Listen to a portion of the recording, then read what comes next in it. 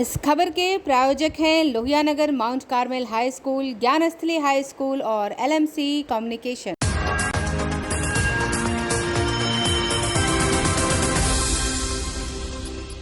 नमस्कार, आप देख रहे हैं आंखें न्यूज़ 24। मैं हूं आपके साथ दीपाली। रात 8 बजे के समाचार में आप सभी का स्वागत है। आइए देखते हैं सबसे पहले हेडलाइंस। प्रधानमंत्री नरेंद्र मोदी पहुंचे पटना, बिहार विधानसभा शताब्दी वर्ष के समापन समारोह में की शिरकत।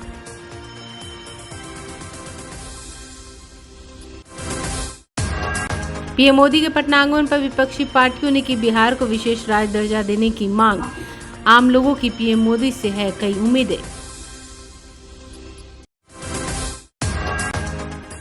प्रधानमंत्री नरेंद्र मोदी ने झारखंड में देवघर एयरपोर्ट का किया उद्घाटन, बाबा वैद्यनाथ धाम में की पूजा अर्चना।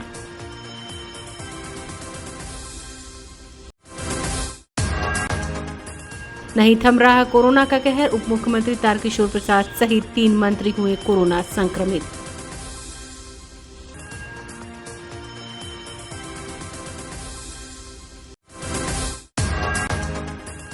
और पटना में पेट्रोल 58 पैसे और डीजल 54 पैसे हुआ सस्ता, फिर भी जनता महंगाई से है त्रस्त। अब समाचार विस्तार में।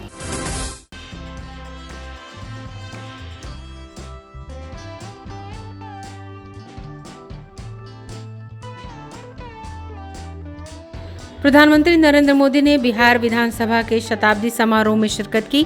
प्रधानमंत्री ने विधानसभा परिसर में शताब्दी स्मृति स्तंभ का अनावरण किया, वहीं शताब्दी स्मृति उद्यान का नामकरण भी किया और यहां कल्पतरु का पौधा भी लगाया। यह उद्यान 100 औषधीय पौधों से युक्त है। इसके बाद प्रधानमंत्री ने विधानसभा संग्रहालय और अतिथिशाला का ऑनलाइन शिलान्यास किया।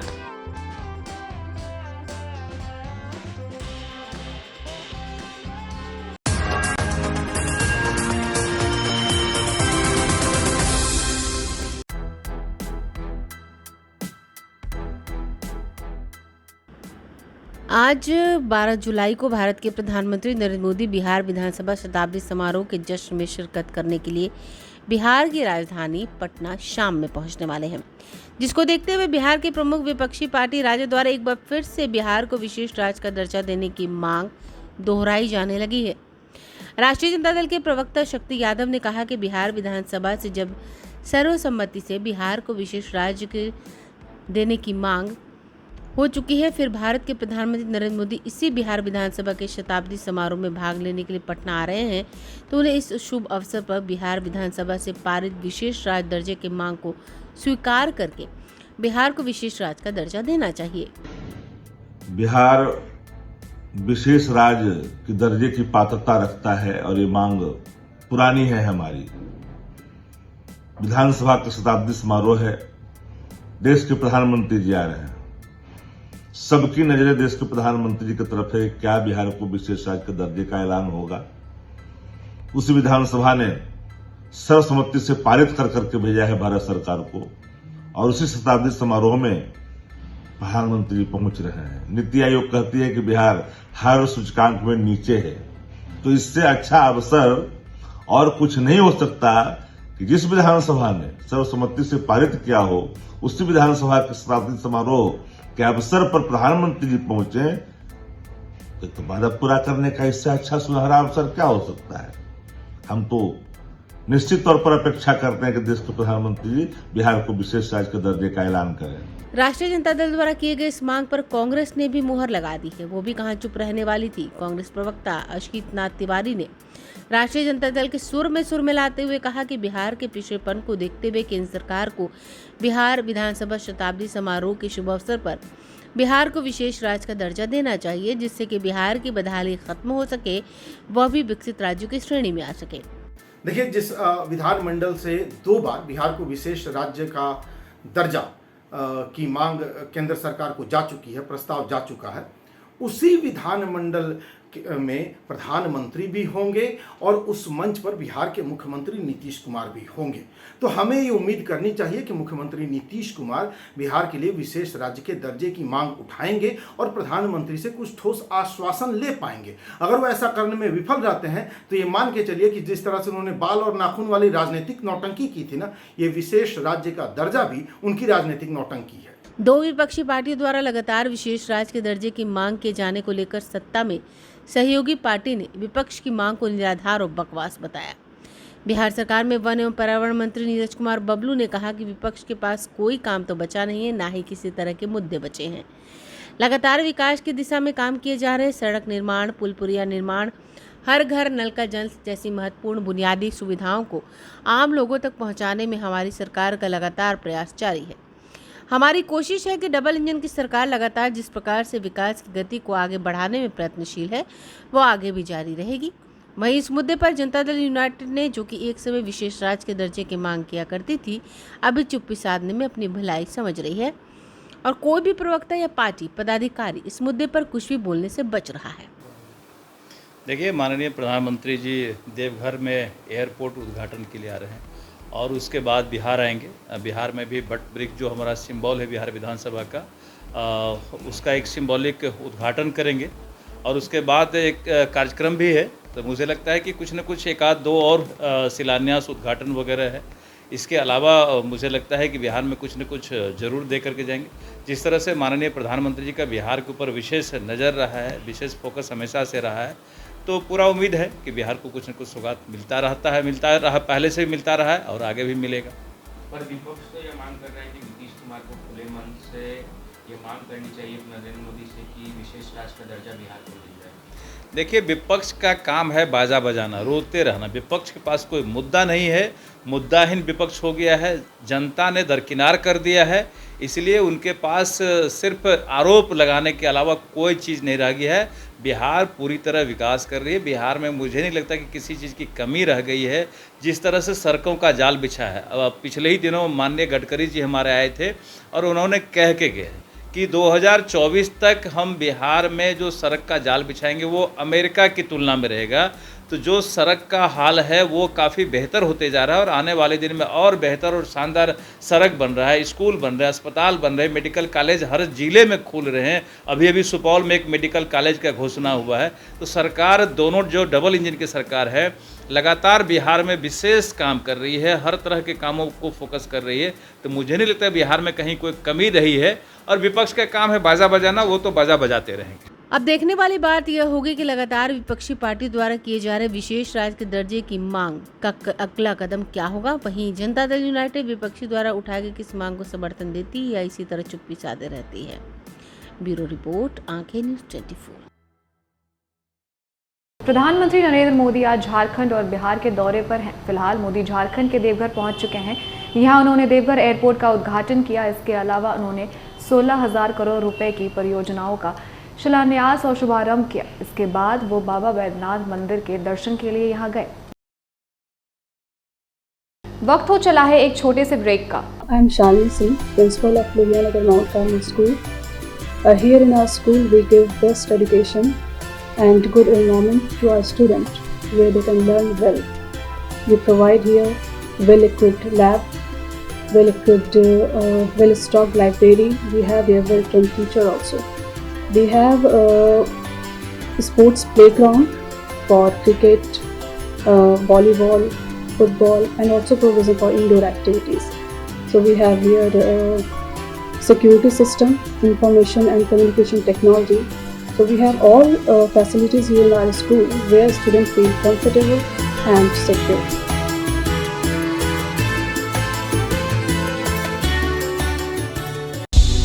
क्या आप पत्रकारिता के क्षेत्र में अपना कैरियर बनाना चाहते हैं?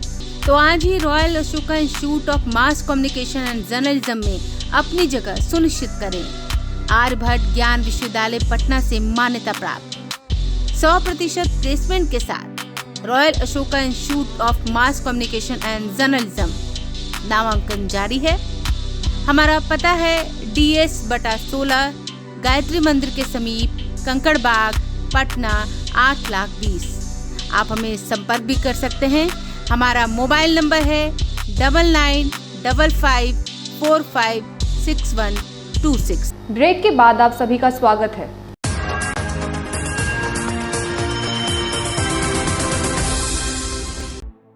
देश भर में कोरोना एक बार फिर लोगों को डराने लगा है। अभी देश भर में 1,31,043 सक्रिय मरीजों की संख्या है।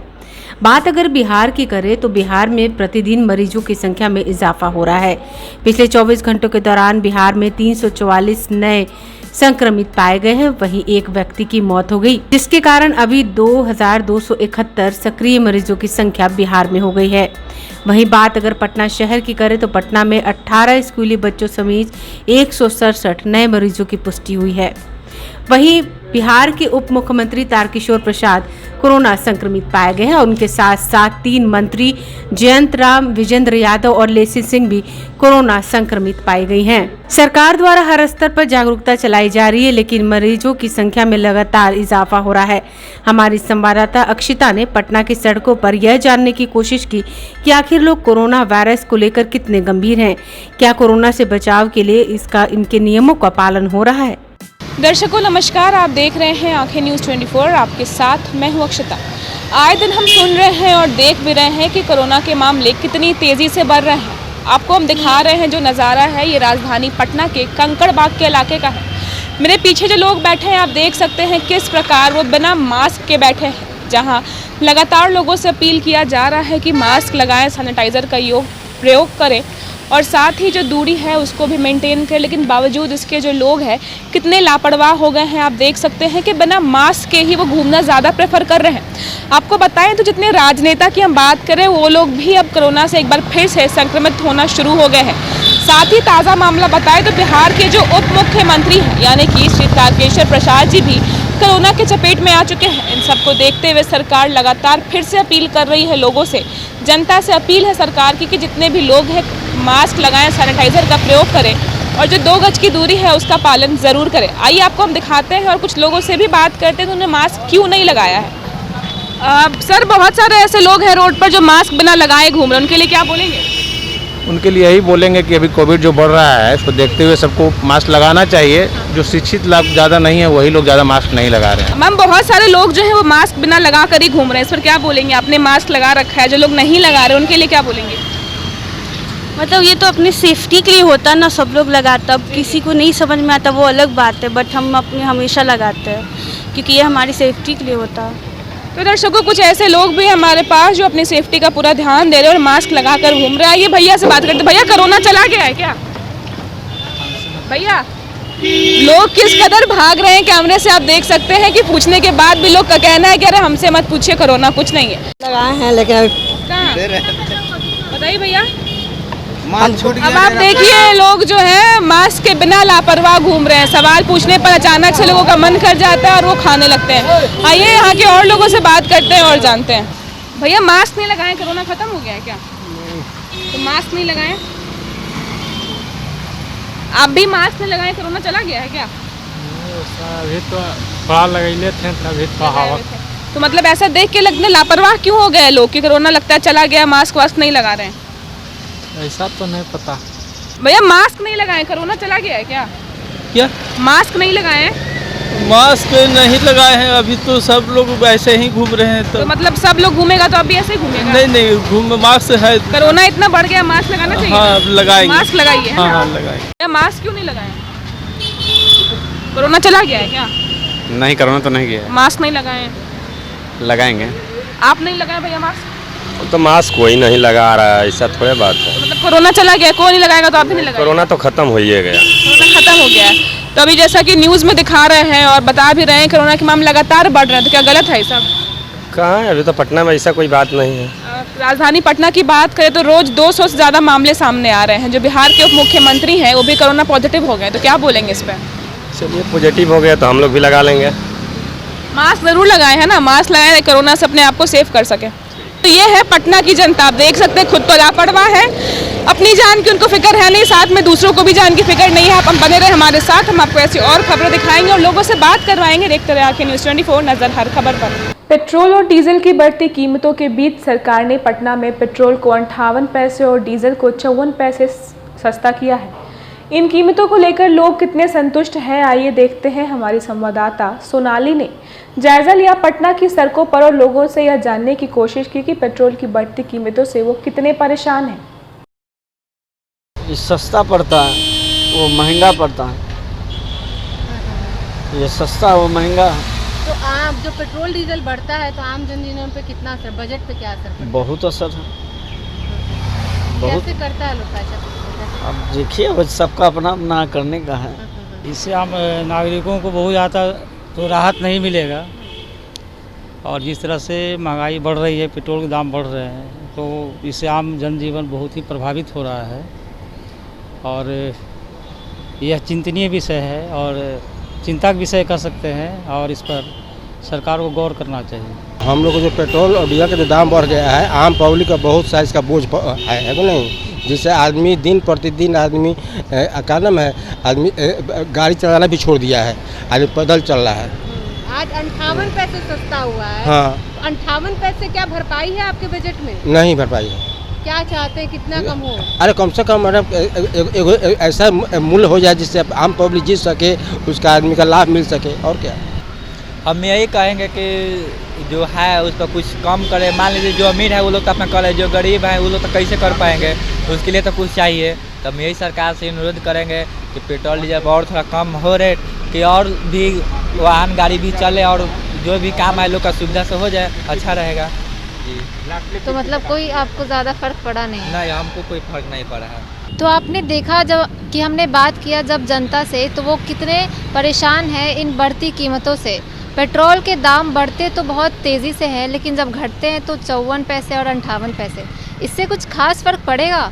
सरकार से सब यही गुहार लगा रहे हैं कि पेट्रोल और डीजलों के दाम में कमी की जाए, क्योंकि इससे उनके बजट पे बहुत असर पड़ता है। आइए देखते हैं एक बार फिर से हेडलाइंस। प्रधानमंत्री नरेंद्र मोदी पहुंचे पटना, बिहार विधानसभा शताब्दी वर्ष के समापन समारोह में की शिरकत।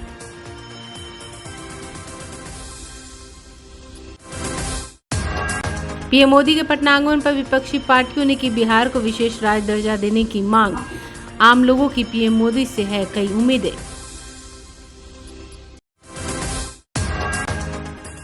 प्रधानमंत्री नरेंद्र मोदी ने झारखंड में देवघर एयरपोर्ट का किया उद्घाटन, बाबा बैद्यनाथ धाम में की पूजा अर्चना।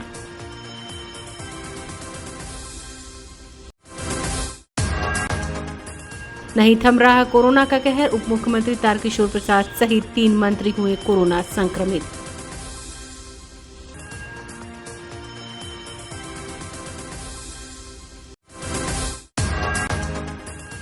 और पटना में पेट्रोल 58 पैसे और डीजल 54 पैसे हुआ सस्ता, फिर भी जनता महंगाई से है त्रस्त। दर्शकों, आज के लिए सिर्फ इतना ही। कल फिर मिलेंगे इसी समय रात के 8 बजे के समाचार के साथ। तब तक देखते रहें आंखें न्यूज़ 24, नजर हर खबर पर।